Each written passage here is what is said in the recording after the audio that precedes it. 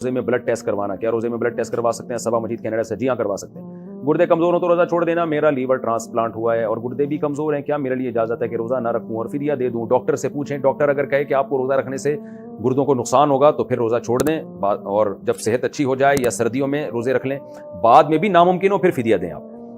محمد فاروق صاحب۔ اور اگر ڈاکٹر کہتے ہیں نہیں جی آپ روزہ رکھ سکتے ہیں، آپ کی صحت کو نقصان نہیں ہوگا، تو پھر روزہ رکھنا پڑے گا۔ روزے میں مسواک کا حکم، روزے کے دوران مسواک کرنا کیسا ہے؟ ہمت گل طائف خان سے، ہمت گل صاحب ہمت کریں اور روزے میں خوب مسواک کیا کریں، نبی سے ثابت ہے کرنی چاہیے مسواک۔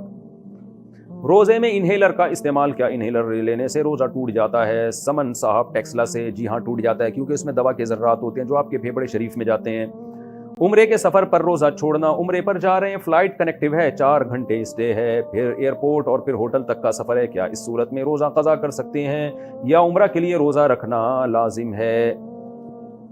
اینی سحر، دیکھیں سفر میں روزہ چھوڑ سکتے ہیں، چاہے عمرے کا سفر ہو یا حج کا سفر ہو، جائز ہے، لیکن یہ اس صورت میں جائز ہے کہ جب سحری کا ٹائم آپ جس شہر میں رہتے ہیں وہاں ایئرپورٹ پہ سحری کا ٹائم ختم نہ ہو جائے،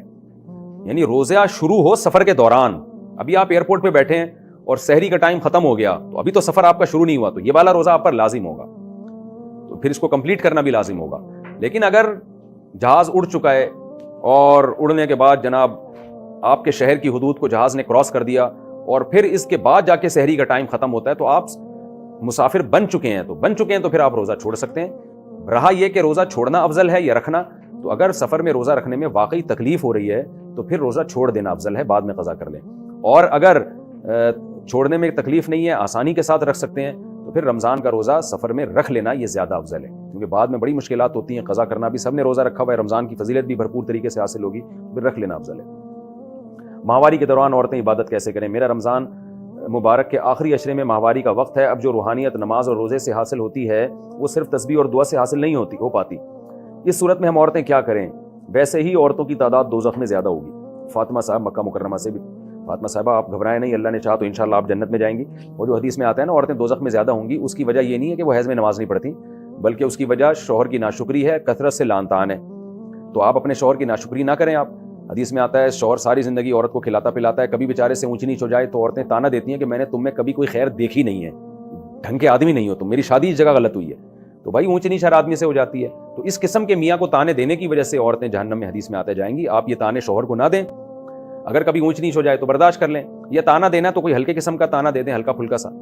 کہ بھئی آپ کو انڈے لینے بھیجا تھا آپ دہی لے کر آ گئے ہو، یہ کیا ہو رہا ہے؟ ایک دفعہ ہوتا ہے، 2 دفعہ ہوتا ہے، جو کام کہا جائے وہ کر لیا کریں، کروا دیا کریں وہ کام کسی سے، میرے ضروری نان نفقہ پورا کریں، اس قسم کے تانے تو چلتے ہیں، زیادہ بڑے بڑے تانے نہیں دینا چاہیے۔ تو اسی طرح لعن طعن، بات بات پہ لعنت، بد دعائیں، یہ کام اگر آپ نہیں کریں گی تو انشاءاللہ آپ جنت میں جائیں گی۔ اچھا جیسے حدیث میں آتا ہے نا عورتیں جہنم میں ہوں گی، ایک اور دوسری حضرت ابو ہریرہ سے مروی حدیث ہے جس میں آتا ہے کہ عورتیں جنت میں بھی زیادہ ہوں گی۔